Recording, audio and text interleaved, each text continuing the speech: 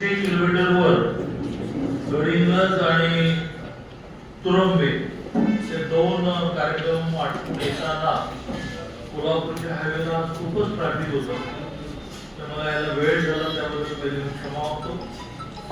दुसरं मला निघण्याची थोडी घाई आहे त्यामुळे पण माफी मागतो.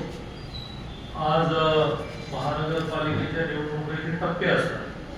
त्याचा महत्त्वाचा टप्पा असा असतो की सगळ्या निवडून आलेल्या नगरसेवकांचा एक गट तयार करायचा असतो आणि तो विभागीय कार्यालयात जाऊन रजिस्टर करायचा असतो. तर त्यासाठी सगळे नगरसेवक अगदी 7 वाजल्यापासून आले आहेत. मला तिथे पोहोचायला लागेल कारण पुढं नेत्यांचं मार्गदर्शन झालं आणि डॉक्युमेंटेशन झालं की जेवण करून ते घरी जाते. म्हणून मी आल्याला असं म्हटलं की बहिणीजीने बोलावं आणि मी बोलावं. ज्यांना परत बोलायचं असेल तर मला भेटेल जो आपण बोलतो.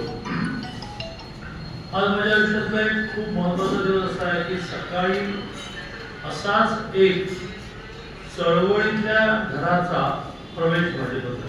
श्रीपतराव शिंदे हे 2 वेळा आमदार होते.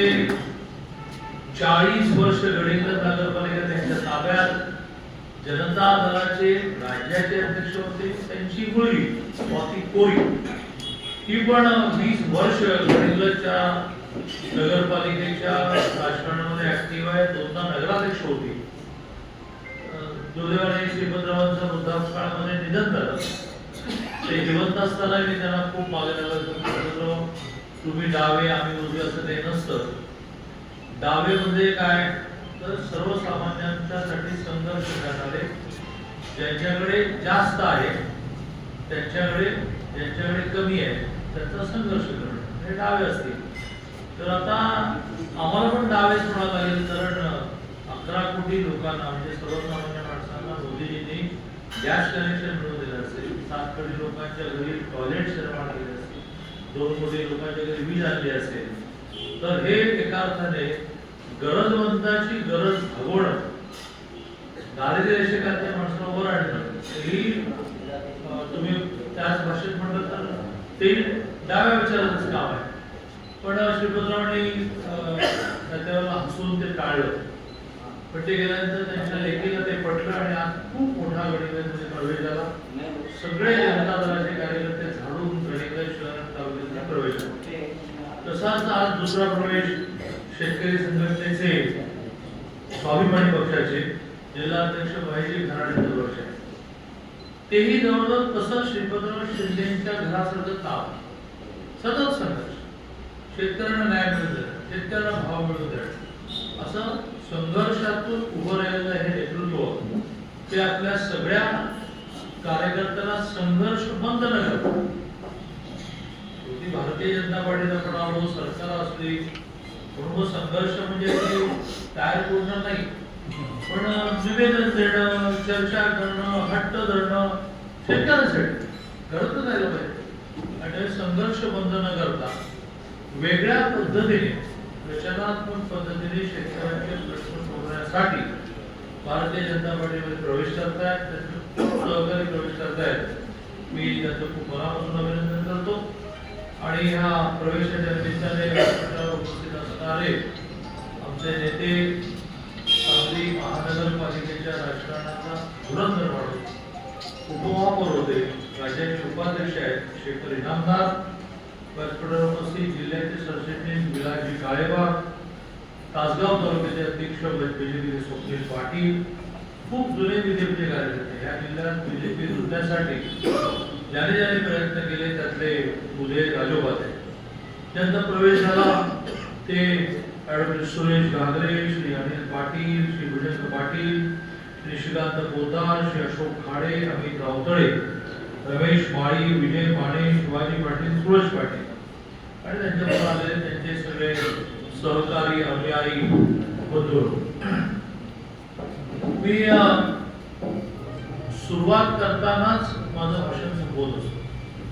त्या सुरुवात करतानाच महेश खराडेंचं वर्णन करताना मी वर्णन केलं की संघर्षातून उभं राहिलेलं नेतृत्व, संघर्ष न संपवता रचनात्मक प्रयत्नातून निवडणुका लढणं असेल, सोसायट्या निर्माण करणं असेल, शेतकऱ्यांच्या ॲग्रो बेस, त्याला आपण ॲग्रो प्रोसेसिंग युनिट्स असतील, शेतीचे प्रयोग असेल, अशा मार्गातून शेतकऱ्यांना न्याय मिळवून देण्याचा मार्ग वैजने आज चोखाळलेला आहे. आणि त्यामुळे मी त्यांना आश्वस्त करतो की त्यांना जे आयुष्यात करायचं आहे जे केलं ते पुढे खंड पडणार.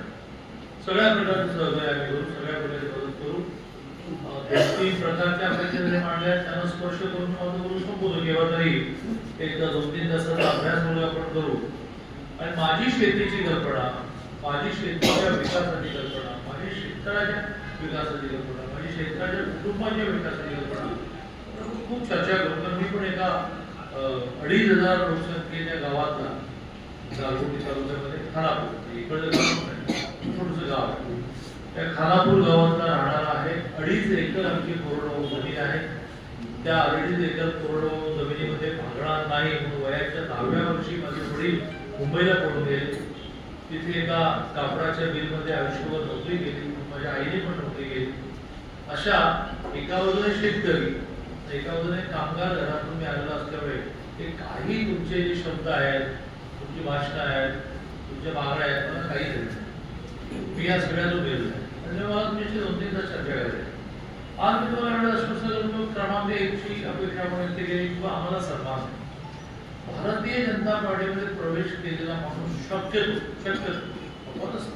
कधी गेला असतो, मग गेल्यानंतर संघटन बांधून बोलवलं नाही, तर सन्मान मिळाला, त्याच्या कुवतीप्रमाणे क्षमतेप्रमाणे त्याला काम मिळालं आणि तो समाधानी झाला.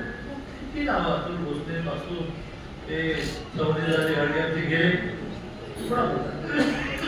आज सौदी कोरी आले, यादी आहे राधाकृष्ण विखे पाटलांपासून ते इकडे. आम्हीच स्ट्रॅटेजी म्हणून ठरवलं की तुम्ही तुमची संघटना वेगळी जावं. बरोबर, शिवाजी महाराज कोणालाही विचारा की त्यांना नेहमी ते सन्मान असतात, त्यांना काम करायला वाव मिळाला.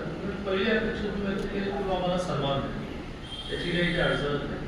भारतीय जनता पार्टीमध्ये ते शेखरसारखे सिनियर कार्यकर्ते आहेत, ते नवीन येणाऱ्या कार्यकर्त्यावरती ह्या उमेदीत असतात की लग्न होऊन मुलगी जेव्हा घरात येते त्यावेळेला घरातल्याने त्या मुलीचं स्वागत पण करायचं असतं आणि तुला रुळवायचं असतं. घरातल्या चालीरीती समजून सांगायचं, उडसूड अंगावर जायचं, त्या आई बाबा काही शिकवली नाही असं तुझ्या अंगावर जायचं असतं. तुमच्या घरी अशी पद्धत असेल, आमच्या घरी अशी पद्धत आहे.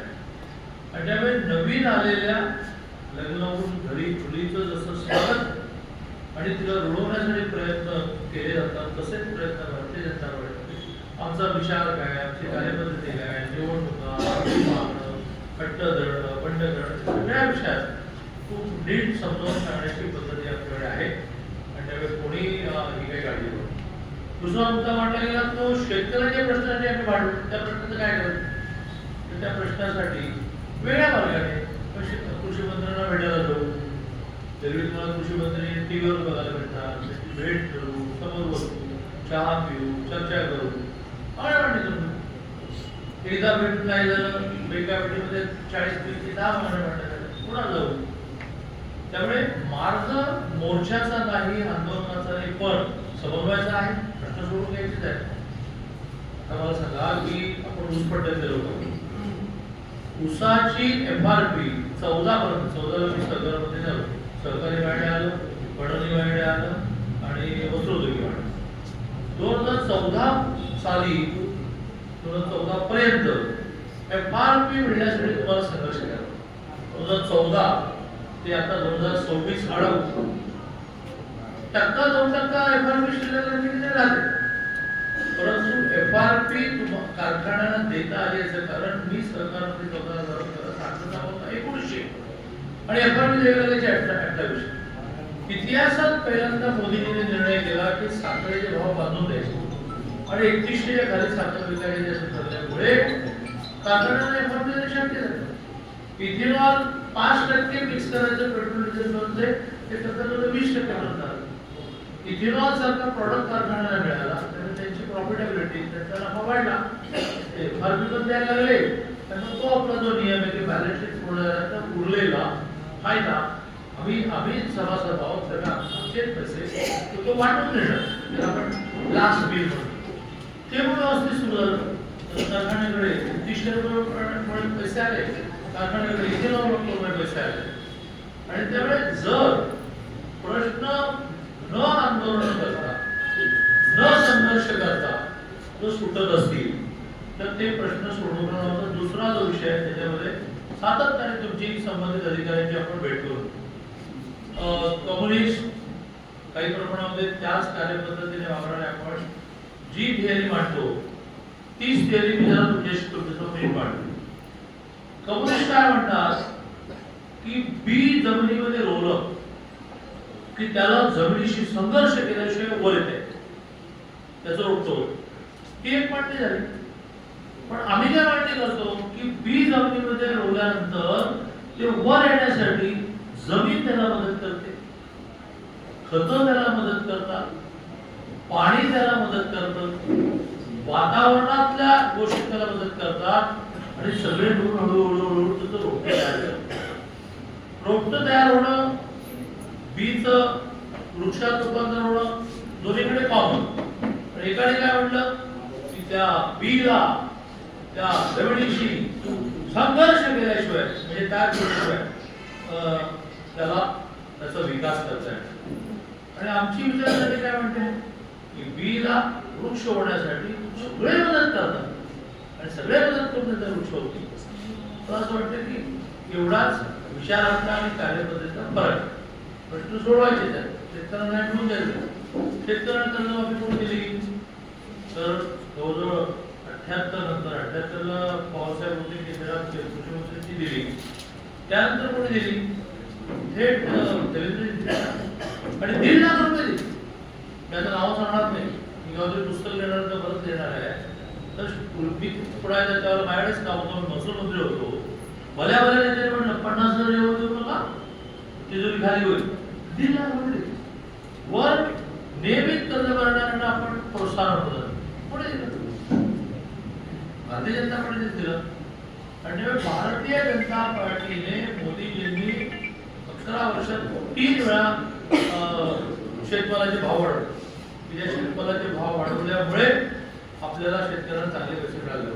त्यामुळे हा दुसरा मुद्दा झाला की आमच्याकडे. तिसरा मुद्दा, आमच्या कार्यकर्त्यांना काही ना काही उद्योग करायचे.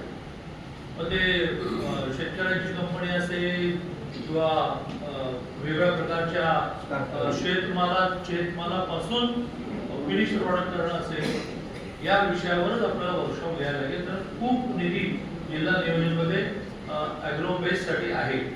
त्यासाठी आपण सगळे प्रयत्न करू. मला असं वाटतं की आपण सगळे म्हणून एकत्र काम करण्यासाठी भारतीय जनता पार्टी वाढेल. परंतु आपल्या सगळ्यांना योग्य न्याय मिळेल. त्यामुळे मी आपल्या सगळ्यांचं भारतीय जनता पार्टीमध्ये स्वागत करतो आणि सारखे 2 मुद्दा